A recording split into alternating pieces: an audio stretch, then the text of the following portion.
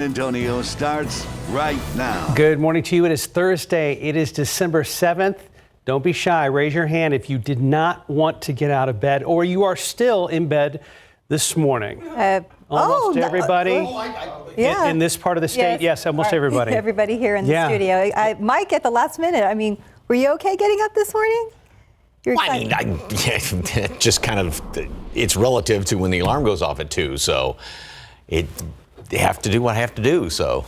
That's cool. Anywho, hey, Monday morning and Sunday morning, you probably not want to stay in bed because, boy, we're looking at some cold temperatures. Anyway, first things first around here, 51 degrees right now. So temperatures have actually been going up a little bit over the past couple of hours, and the dew point's at 46. So more humidity out there, plenty of clouds as well.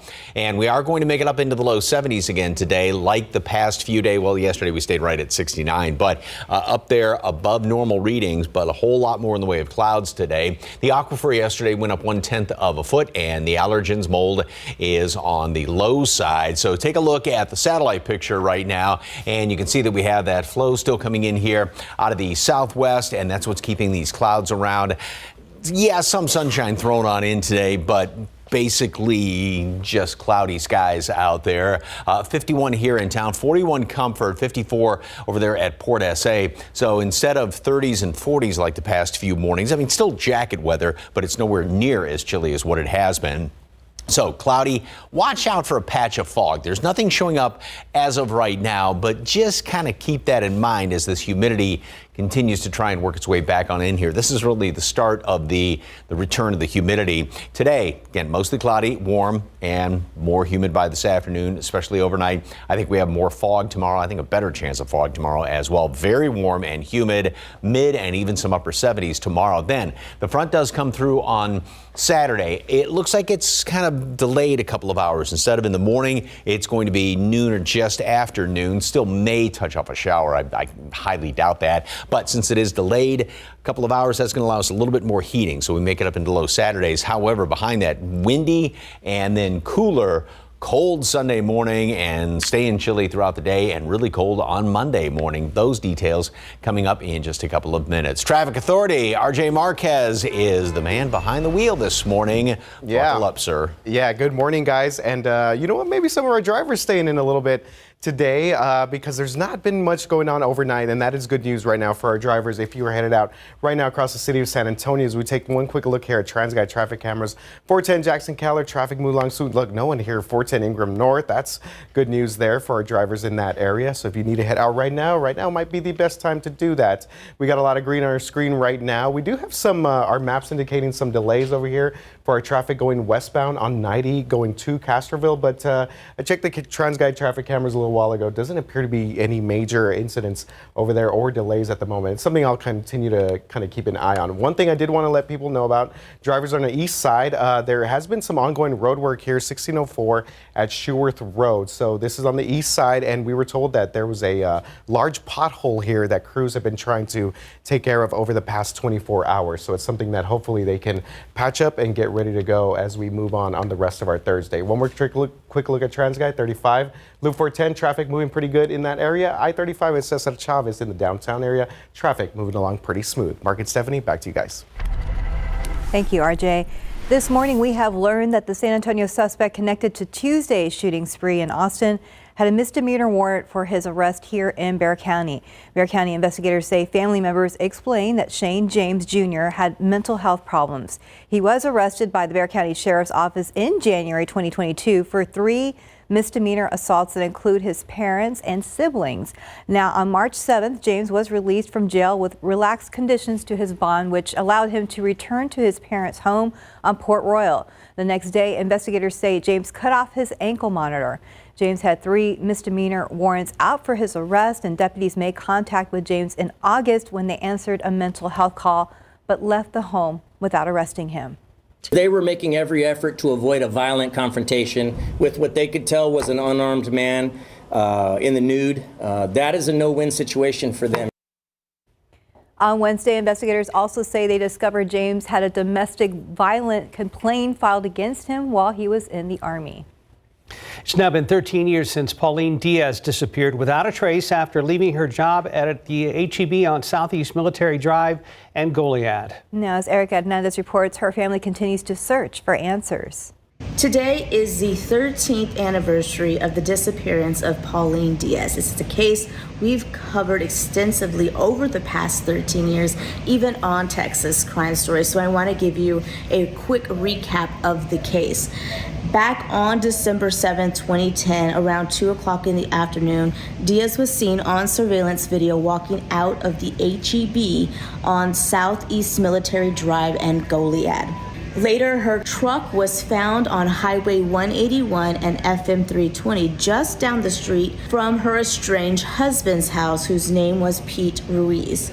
Now, the relationship between Ruiz and Diaz had been strained, but she was officially filing for divorce. There was never enough evidence to charge Ruiz with her disappearance or anything involving the case, and it has since gone cold. But in 2018, a tip came in, and the Wilson County Sheriff's Office announced they were digging for Diaz's body on Ruiz's former property. The sign of hope, though, was quickly dashed when only a pig skull was found.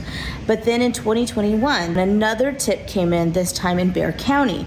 A man called investigators to say a few years earlier he had seen a mound of dirt that may have been a shallow grave out in Elmendorf, but again, there was no evidence to help investigators there. And again, this case, while it is cold, it is one that is still being investigated on. And obviously, Pauline Diaz's family wants to know where she's at and wants some sort of closure for themselves. But they were always remembering her, and we always remember her here at KSAT 12 as well, and her case. If you have any information on this case, you can call Wilson County Crime Stoppers or Bexar County Crime Stoppers. For more details, just head to KSAT.com and you can see the past Texas Crime Stories episode on her case. Other news this morning, CPS Energy could soon be giving an early Christmas present to everyone in the form of higher power bills. San Antonio City Council is set to vote later today on the final approval for a CPS Energy rate hike. If they give the go-ahead, the 4.25% increase to the gas and electric rates would take effect in February. As you can imagine, some customers are not thrilled with the idea, but it's a change that CPS Energy says is necessary. Just like everything else is going up, except our pay. The food, you can't even, with 2 bags, you're already paying $50. Everybody's costs are increasing. Your own costs at home are increasing. And I think most folks reasonable enough to understand that our costs are increasing too. If the rate hike is approved, this would be the second time in 2 years that CPS Energy will have raised rates.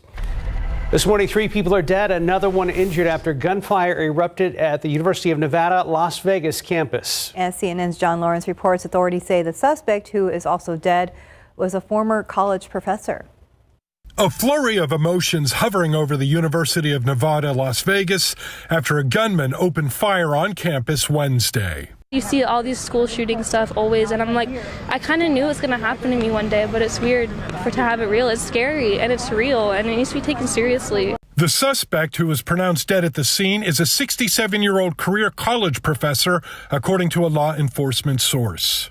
Our hearts go out to the entire UNLV community. No student should have to fear pursuing their dreams on the college campus.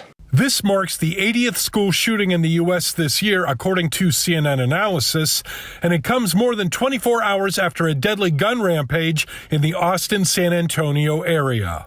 Our thoughts are with the 6 victims who lost their lives, as well as several others who were injured, including 2 police officers. In response to both shootings, President Joe Biden issued a statement calling on Congress to pass a ban on assault weapons and high-capacity magazines. The fact that this happens over and over again is ridiculous. School shootings have been happening since I was born. I was born in the year 2000. It's 2023, and I'm tired of it. I'm John Lawrence reporting. The 4 Republican presidential candidates debating last night mostly targeted each other instead of Donald Trump. Former United Nations Ambassador Nikki Haley took the brunt of the attack as she gets more interest from donors and voters. Former President Trump was again absent from the stage, but with 6 weeks to go before the 2024 primary calendar begins, the debate demonstrated how firm his grip remains on the party. Trump, who had held counter-programming rallies during the first 3 GOP debates, didn't bother this time and instead held a fundraiser. Today is Pearl Harbor Remembrance Day, and on December 7th, 1941, 2,400 service members and civilians lost their lives in a 2-hour air raid by Japanese forces on the U.S. naval base in Hawaii. The sneak attack shook America's confidence and pulled the country into World War II. Congress designated December 7th as National Pearl Harbor Remembrance Day in 1994. Now today marks 82 years since the attack on Pearl Harbor. Head coach Greg Popovich shook up the Spurs starting lineup ahead of last night's tip-off against the NBA leading Minnesota Timberwolves, moving Cedi Osman into the starting unit. It's the 6th different rotation San Antonio has tried this season, but the first of its kind.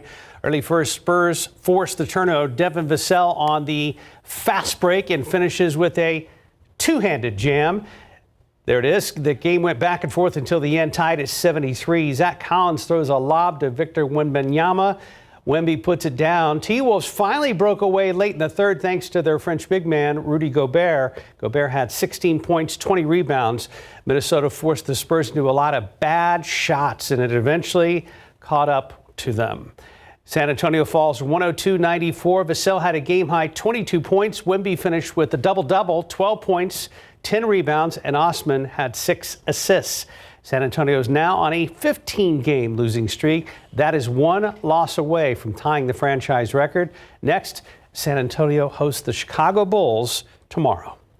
They were so close. I mean, I know the score doesn't look that close at the end, but, throughout the game, they were ahead at points, and I kept checking back, and I was like, okay, they're doing okay. And in the third quarter, we were still okay, and then I was like, they're starting to go down in the fourth quarter. If you can hang around with the T-Wolves for a while, you're doing okay. Yeah, so they did good, so maybe even this loss will be a positive sign. Something to build on. Yeah. 512, 52 degrees. Just ahead, some older iPhones are now getting wireless charging. I'm going to tell you which ones. And a big prize for the winner of Netflix's Squid Game competition. Up next, why some say it could start a new era in reality TV.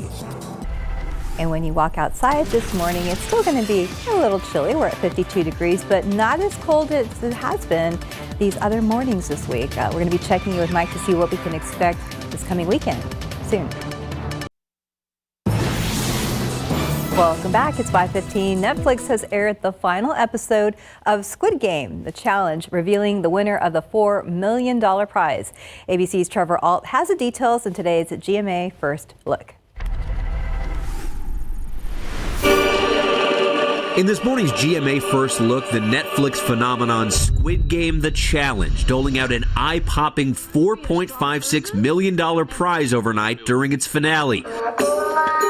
The show started with 456 contestants and a huge piggy bank visible from their dorm, gaining $10,000 for every person eliminated. And it all takes place on sets designed to look identical to the hit show it's based on. But will the show's popularity signal a new era in reality TV? It is life-changing money for some people that gives them an opportunity to change their family's life. When you up any kind of prize fund, more people are more attracted to joining a show like that. And coming up at 7 a.m., the first interview with the winner just revealed, along with the final 3 only on GMA. With your GMA First Look, I'm Trevor Alt, ABC News, New York. I've watched a little bit of it on Netflix. Yeah. It's pretty cool. It's similar. It's just less death. I was going to say it's less scary. Yeah. I can handle that one. A lot less scary. Good. 5:16, 52 degrees. Go ahead and look out there with Transky. Things looked good earlier, and this shot looks good at I-35, and this one as well. I-35 at Cesar Chavez. We will be checking in with RJ Marquez, who's in his studio this morning. Some people just know that's not going to fit. Those are the people who know to choose Allstate. That's not going to fit. What's that? You need another 4 inches. Do you work here? Nope. I just saw you there and I thought I'd save you the trouble. Nana. She's a human measuring tape and she knows Allstate is the right fit for her. It's not going to fit. That's not going to fit. What? Steven. Some people just know. Well played. Well played, my friend. Those are the people who know you're in good hands with Allstate. My frequent heartburn had me taking antacid after antacid all day long. But with Prilosec OTC, just one pill a day blocks heartburn for a full 24 hours. For one and done heartburn relief, Prilosec OTC, one pill a day, 24 hours, zero heartburn. Feel the power of Osteo Biflex. Taken every day, it's clinically shown to improve joint comfort in 7 days with significant improvement over time.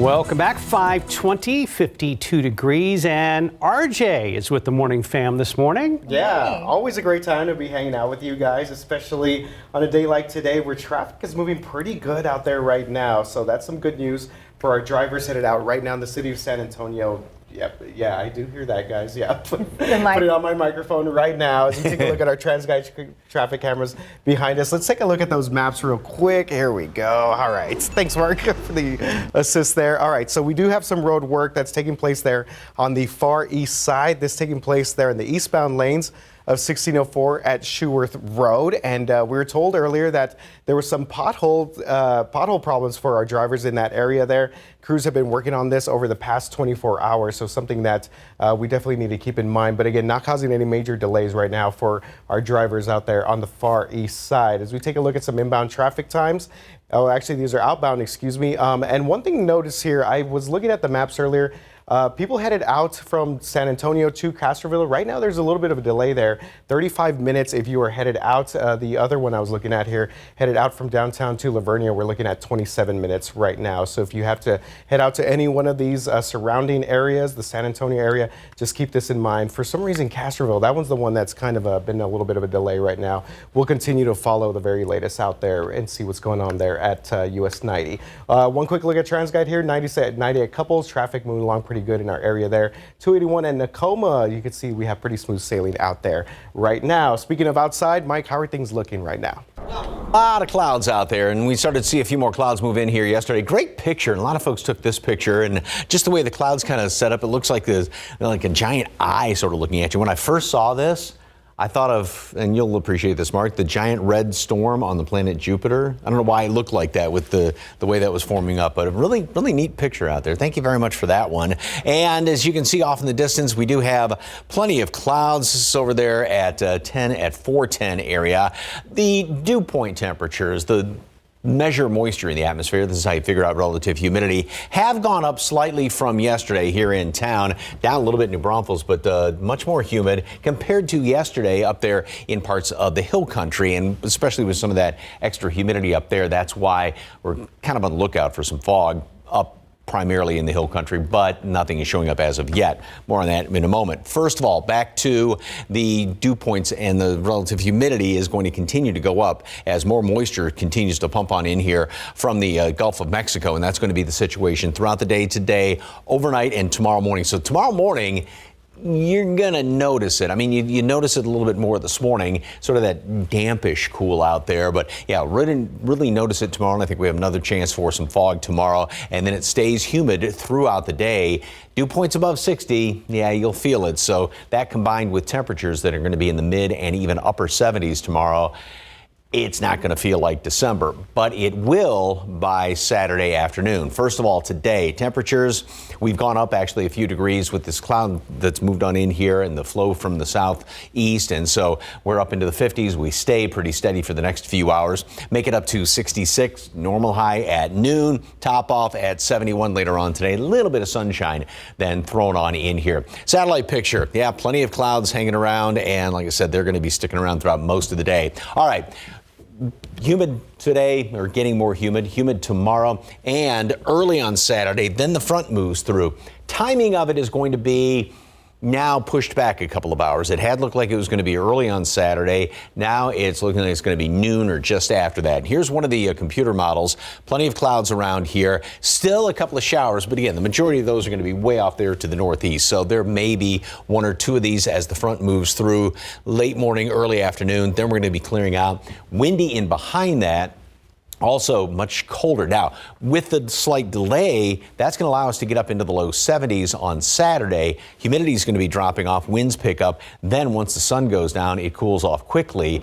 By the way, tomorrow 76 degrees. And as I mentioned, it's going to be on the humid side. Down to 38 then Sunday morning. So really cold, staying at 60. And it's going to be close to freezing around here.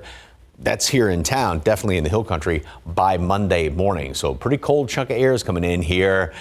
Just not today nor tomorrow. A lot more coming up after this. Google has now debuted its new generative AI model called Gemini. ABC's Rhiannon Alley has details in today's Tech Bites. In today's Tech Bites, Google has launched its most powerful AI model. It's called Gemini, and it has 3 different sizes. Google claims the Gemini Pro, the most capable, outperformed OpenAI's latest GPT 3.5. The company plans to license Gemini to customers through the cloud. Meta is finally making good on a long-ago promise, launching end-to-end encryption for one-on-one chats and calls on Messenger. The company claims that when the feature is enabled, only you and the person you're messaging can see the contents. And good news for iPhone 13 and 14 users, your phones are about to get faster wireless charging. A new software update expected next week will reportedly offer the same wireless charging support as the iPhone 15. The software is said to be faster than the original version, which is great because I hate charging my phone. I find it positively revolting. Those are your Tech Bites. That one's cute. Time now 5:28 and 52 degrees for now. Up next, what prosecutors are saying so far in the murder trial of a man accused of killing a 4-year-old child in a drive-by shooting on San Antonio's east side. Plus, McDonald's newest cafe concept coming to Texas. We're going to tell you when and if it's opening in San Antonio. And ahead on GMSA at 6 this morning. Are you ready to up your travel game for the holidays? We'll look at the points, perks, and pitfalls of airline credit cards. Good morning to you. Just about 5:32 on your Thursday, December 7th. Thanks for joining us. I got my coffee. Everybody got your coffee this morning? Over there. Yeah. Got mine. In there. Yeah. We're all prepared. We're all caffeinated. Yes, and be prepared to, well, you need a jacket again this morning, but again, not by this afternoon. And then that's going to be it for probably about 24, 36 hours as far as not needing any sort of an outer garment. We've got a lot of clouds hanging around here this morning, so that's a big difference compared to the past couple of mornings. And these clouds are going to be sticking around throughout pretty much all the day. A little bit of sunshine thrown on in here, but I wouldn't count on a whole lot. Much milder than where we've been the past couple of mornings. 51. Also, that number, the dew point, measure moisture in the atmosphere, if you will, has gone up. Not much of a breeze out there. And with that extra moisture around, now the cloud cover is helping out to prevent some fog from forming up. There is that chance, though. We're not really seeing too much of anything. A hint of it up there around Austin, over there by Ozona as well. And so just kind of keep an eye out for that over the course of the next couple of hours. Temperatures all around the area are up considerably. You know, we had even 30s yesterday in portions, upper 30s in portions of the hill country. So much milder around here. And like I said, that is the trend, even though you do need a jacket this morning, kind of that dampish cool. Most mold is on the low side this morning. The updated count's going to come out in a couple of hours.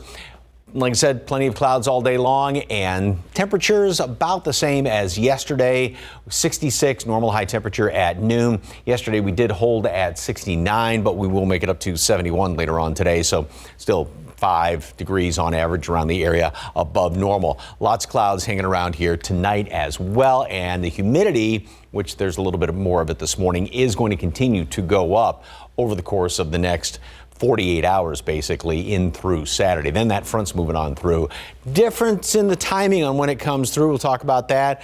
Highs on Saturday and how cold it's going to get in behind that. A couple of changes here. You're going to want to stick around for that. Traffic Authority, RJ, what's going on, sir? All right, Mike, things looking pretty good out there for our drivers on your Thursday morning. And we've been talking about some of these. So our maps are indicating a little bit of a slowdown there for our drivers heading to Castroville. So this is the furthest camera that we have there on the far west side. This is at US 90 and State Highway 211. You can see traffic is moving a little bit slow there, but no flashing lights, no blinking lights here. So just appears to be maybe people maybe taking their time out there as they get out to Castroville, if that's where you are headed out this morning. One look at our maps here, and as we mentioned, a lot of green on our screen here, so this is good. So we saw outbound times a little bit earlier. We saw that Castroville was a little bit delayed. Lavernia now also delayed, but there is a little bit of a slowdown here in Lavernia for traffic coming inbound. 40 minutes. The rest of our surrounding areas, traffic looking pretty good out there. 20 minutes in Bulverde, 27 minutes up in New Braunfels. So traffic moving pretty good out in that area. I want to show you one more time our TransGuide traffic cameras as we get back to the rotating shot here. We have 281 Hildebrand Road, traffic moving pretty smooth in that area there. And 90 at Couples, we mentioned some of the delays there on the west side, but you can see traffic smooth sailing out here right now. Mark and Stephanie, back to you guys. Thank you, RJ. The murder trial of a man accused of killing a 4-year-old child in a drive-by shooting back in 2017 is now underway. If Quentin Phillips is convicted, he faces up to life in prison. 4-year-old Earl Vion Whitley was playing video games with his brother when gunfire erupted in his house on Hub Street. That's on the city's east side. The little boy was killed. Quentin Phillips is one of 3 people charged in this case. During opening statements, the prosecution told the jury that Phillips was in the car that was involved in the deadly shooting. He was the driver of that vehicle. Also in the car were John Chapman, Terrell Chase, and Mr. Todd Hill. An AR-15 caliber 223 5.56 round, single round struck to Earl Vion Whitley, sometimes called Little Earl, in the head, killing him instantly. The state has up to 11 witnesses in this case. One of them is Earl Vion's mom. She's expected to testify. The 4th Republican presidential primary debate took place last night in Alabama. And the stage was much smaller this time. As ABC's Liz Landers reports, the candidates covered a range of issues, but also took personal jabs at each other. Only 4 candidates joined the stage for the 4th Republican presidential primary debate, but there were plenty of fireworks and insults to go around. I love all the attention, fellas. Thank you for that. Former UN Ambassador Nikki Haley has seen a recent surge in the polls and took much of the criticism on stage Wednesday night. Businessman Vivek Ramaswamy using his first question to attack her. You actually started joining service on the board of Boeing, and now you're a multimillionaire. That math does not add up. It adds up to the fact that you are corrupt. In terms of these donors that are supporting me, they're just jealous. They wish that they were supporting them. Florida Governor Ron DeSantis, who has seen a drop in the polls, also swiping at Haley. She wrote a love letter to the Chinese ambassador saying how great a friend China is. You can look at Former Governor Chris Christie defending Haley. We disagree about who should be president of the United States. What we don't disagree on is this is a smart, accomplished woman, and you should stop insulting. Candidates spent some time debating issues like the border, student loans, and digital currency regulations. Former President Donald Trump was absent from the stage, having now skipped all 4 debates. On Tuesday, he declined to rule out abusing power if he returns to the White House. Under no circumstances, you are promising America tonight, you would never abuse power as retribution against anybody. Except for day one. I want to close the border, and I want to drill. That's drill, not. That's drill. That's not. No, no. That's, we love this guy. He says, "You're not going to be a dictator, are you?" I said, "No, no, no. Other than day one." Christie taking on Trump directly, saying he doesn't think Trump is kidding about his future plans as president. Let me make it clear: his conduct is unacceptable. The Biden campaign responding to those comments from Trump, saying that it's, quote, no surprise when you look at everything that he's been saying every single day on the campaign trail. In Washington, Liz Landers, ABC News.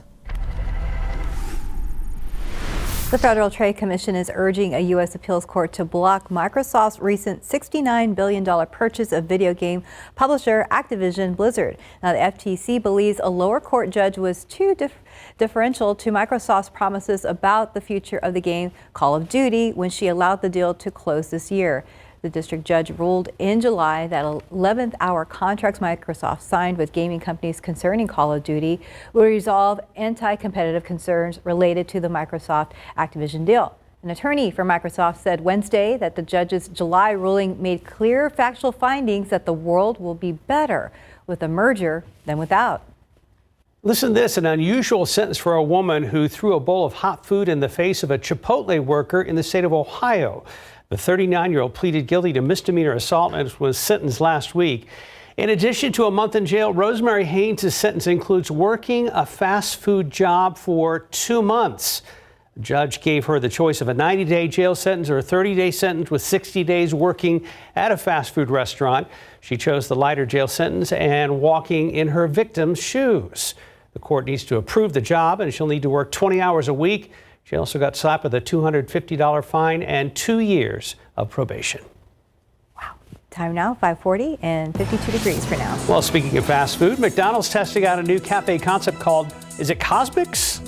I think so. Okay, all right. Yes. I was wondering. It's coming to Texas, but will it be in San Antonio? Question mark, question mark, question mark. That would be nice.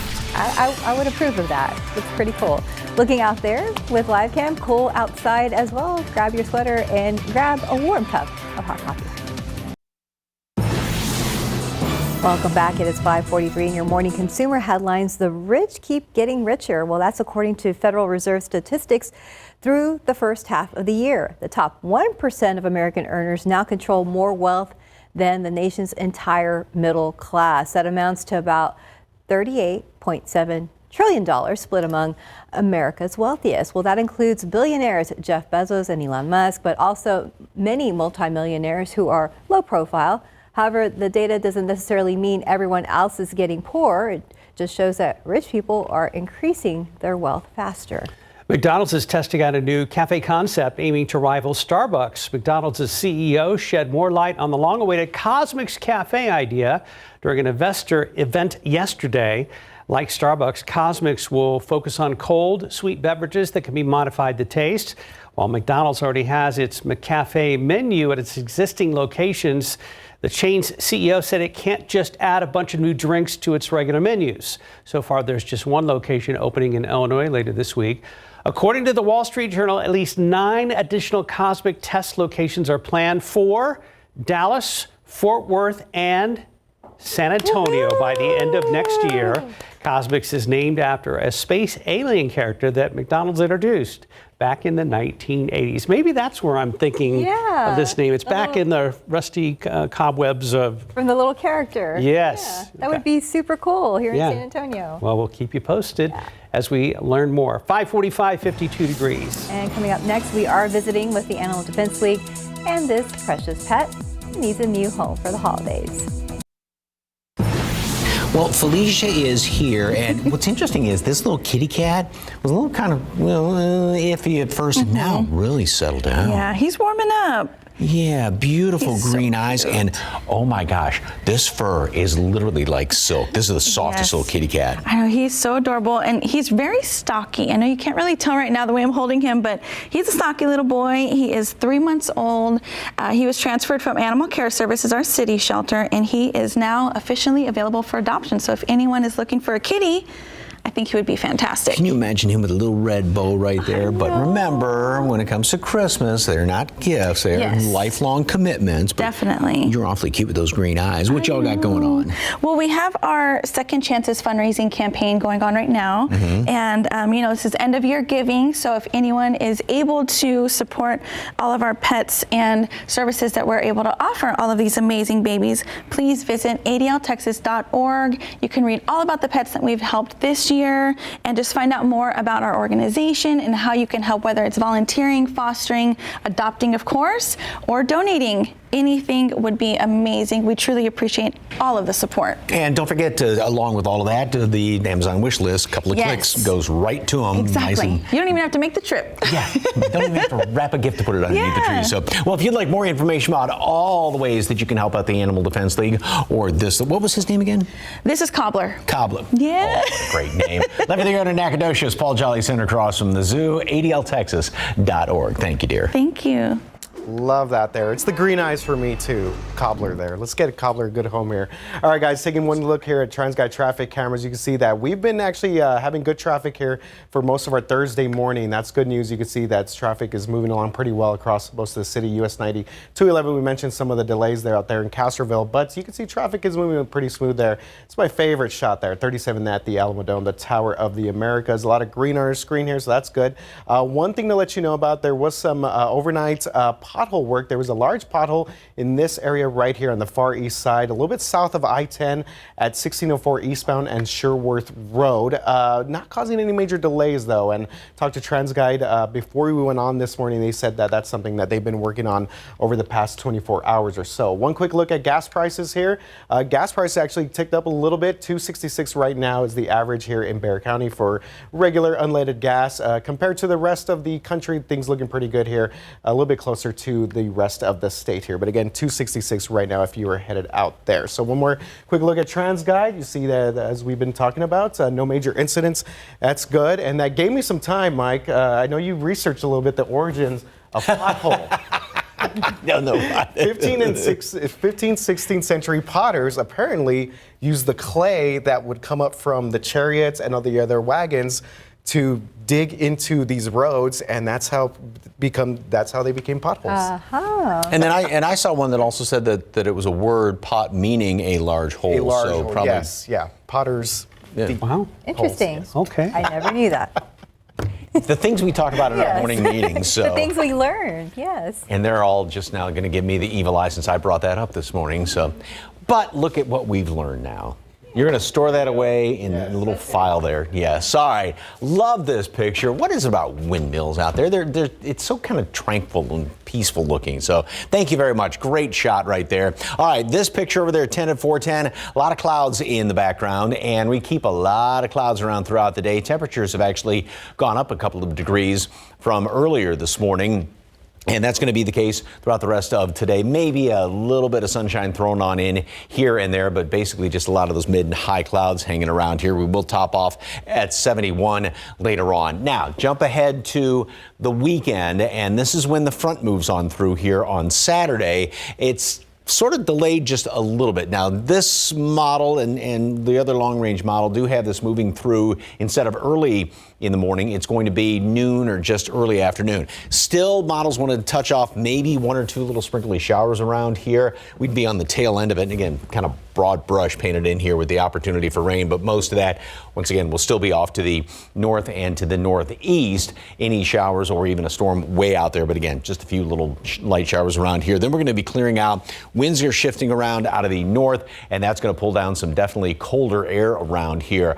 All right, now jump ahead beyond that into the 6 to 10 day outlook, and Climate Prediction Center does have pretty good chance for above normal precipitation going into the mid to latter portion of next week. Temperatures at or slightly below normal being mid 60s right now. And then even in through the 15th and beyond, we have the chance for some slightly above normal chances for precipitation. And same thing with temperatures staying slightly below normal, better chances for that. So it's encouraging as far as long range forecast, staying a little bit closer to what is normal or below normal, and at least getting some rain, because we're not going to really get anything from this first front that moves on through here. Today, 71, 76 tomorrow. Humidity continues to increase over the course of the day today, and especially overnight and tomorrow. Early Saturday, front moves through, windy. It's going to give us an opportunity, though, with the delay to get up to 72, but the humidity will drop off in the afternoon with those windy conditions. Cold Sunday morning, really cold, close to freezing by Monday morning. More after this.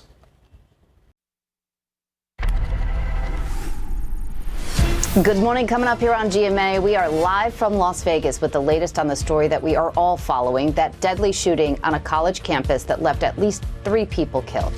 And what parents need to know about a new lawsuit that Facebook and Instagram are facing. We're also serving up kindness this morning, shining a light on organizations and volunteers that are working overtime this holiday season to help millions of Americans in need put food on the table. We hope you'll stick with us on GMA. Well, from now through December 12th, you could donate a pair of new shoes or socks to the Share the Shoes campaign. It's through the organization Zapatos. You can drop off those donations at any of the 7 SAPD substations. We have all this information on KSAT.com. Well, ahead in the next hour of GMSA, it's now been 13 years since Pauline Diaz vanished without a trace here in San Antonio. Why her family isn't giving up on their search for answers. Plus, your power bill could be going up after a city council vote here in San Antonio later today. We'll tell you how much it could cost you. And up next, our Spurs continue to lose, this time up in Minnesota. We'll tell you when they could break their own franchise record this month for the longest losing streak. Checking TransGuide as we go to break. A live look at 1604 in Valley Meadow, 90 at Medio Creek, and 90 at State Highway 211.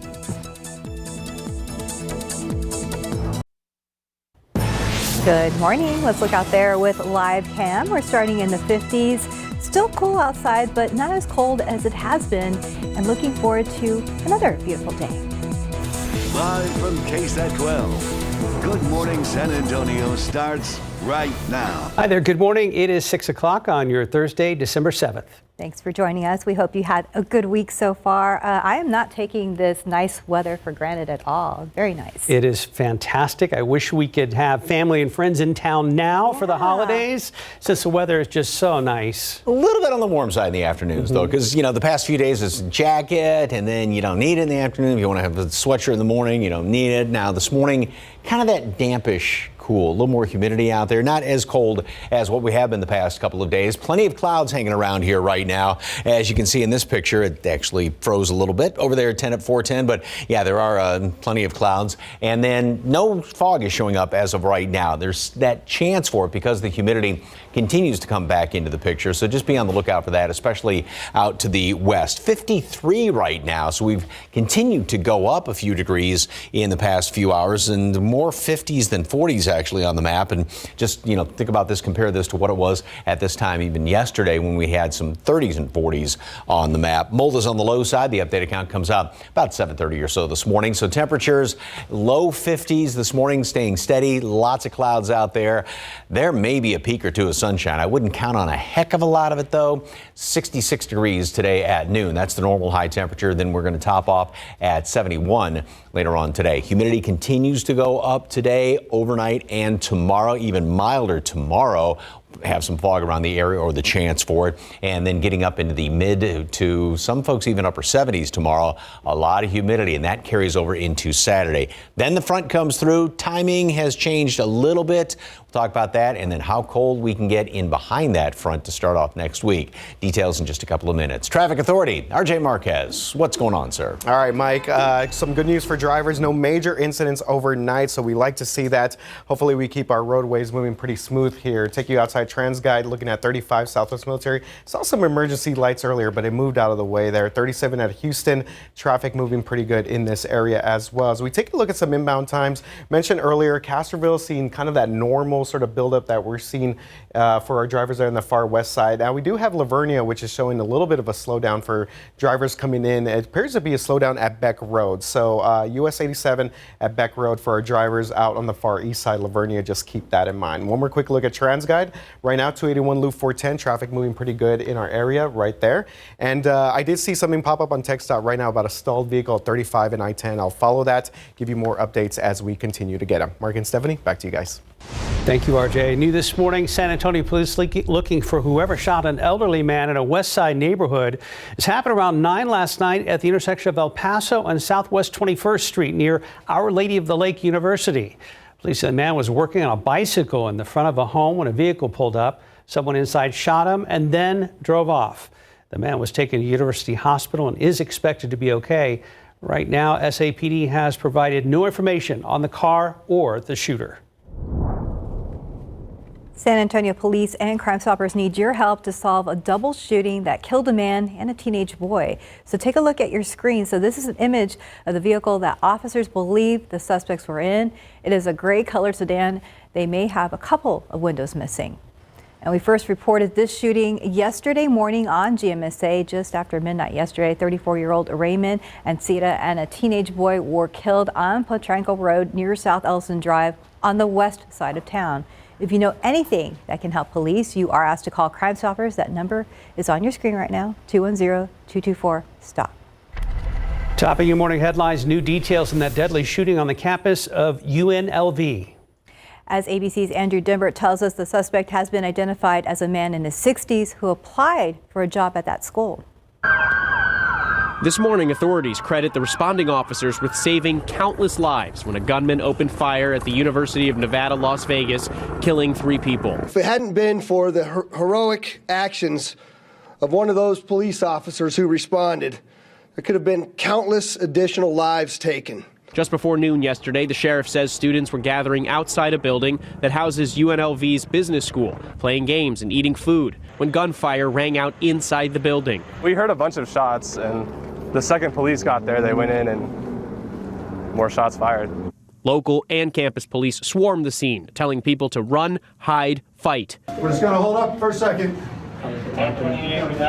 Video shows students scrambling to get away, many fleeing buildings with their hands up, others barricading themselves in classrooms. About 40 minutes after it began, 2 university detectives killed the suspect in a shootout outside the building. Everybody starts running in the opposite direction. I nearly got trampled, like some girl fell over herself going down the stairs. Police identified the suspect as 67-year-old Anthony Polito. Sources say he applied to be a professor at UNLV, but was not hired. Investigators were searching an apartment in Henderson, Nevada, believed to be Polito's home. Last night, the community gathered for a prayer vigil, remembering the 3 lives lost, with an additional victim hospitalized overnight, now upgraded to stable condition. Andrew Dimbert, ABC News, New York. In other headlines this morning, the Associated Press is reporting that the U.S. military is grounding its entire fleet of Osprey aircraft. The move comes after 1 week after an Osprey crashed off the coast of Japan, killing all 8 U.S. service members on board. The AP says a preliminary investigation of the crash indicated something went wrong with the aircraft, and it was not a crew mistake. The crash is also raising new questions about the safety of the Osprey, which has seen numerous deadly accidents throughout its short time in service. Today is Pearl Harbor Remembrance Day. On December 7th, 1941, 2,400 service members and civilians died in a 2-hour air raid by Japanese forces on the U.S. naval base in Hawaii. The sneak attack shook America's confidence and pulled the country into World War II. Congress designated December 7th as National Pearl Harbor Remembrance Day back in 1994. Today marks 82 years since the attack on Pearl Harbor. And the 4th Republican presidential primary debate was in Alabama, and now voters will cast their first votes in just a few weeks at the Iowa caucus in mid-January. Candidates spent some time debating issues like the border, student loans, and digital currency regulations. Former President Donald Trump was absent from the stage, having skipped all 4 debates. However, the former president has a commanding lead in polls, so these debates may be a contest for second place. Back here at home, the Alamo Dome says they've got a big announcement today for music fans across the Alamo City. That announcement is in just a few hours at 9 a.m. So we'll keep you in the loop with what happens and who's performing today on GMSA at 9. And before we go to break, we asked for your help and you answered. Our KSAT community partners spent the day accepting donations during a phone bank for the children's shelter, and a little over $2,000 was donated to help the kids there. There were also dozens of callers who were interested in becoming a foster family, so we want to say thank you for your help. And if you'd like more information about becoming a foster parent, or if you just want to donate, you can head over to ksatcommunity.com. 6:08, 53 degrees. After the break, the Spurs continue to lose, but this time up in Minnesota, they could break their own record this month for longest losing streak. And outside with Live Cam. Cool start to the day. 53 degrees. You're watching GMSA.